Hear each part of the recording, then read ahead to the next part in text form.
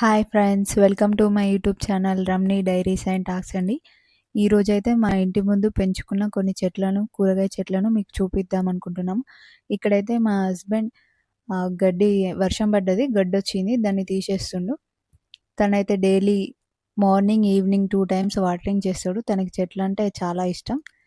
Gardening చేయడం అన్నా, చెట్లను పెంచడం అన్నా చాలా ఇష్టం. ఇక్కడైతే మేము మా డైలీ యూజ్ చేసుకోవడానికి కొన్ని కూరగాయ చెట్లు అయితే నాటుకున్నాం. అవేంటో చూపిస్తా, చూడండి ఫ్రెండ్స్.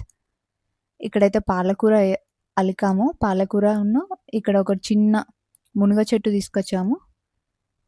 ఇది 10 రూపీస్కి ఒకటేమో ఇచ్చారు. చూడాలి అది ఎంత పెరుగుతుందో పెరగదో.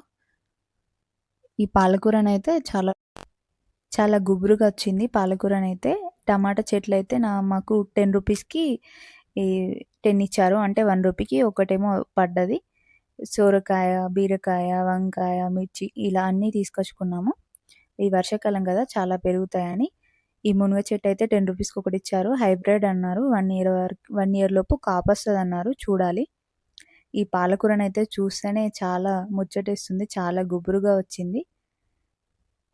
టమాటా చెట్లు అయితే ఇట్లా రెండు కలిపి పెట్టాను. ఒక్కొక్కటి పెడితే పెరగదని అట్లా రెండు కలిపి పెట్టాను. ఈ చిన్న ప్లేస్ని మేమైతే ఇట్లా యూజ్ చేసుకున్నాం.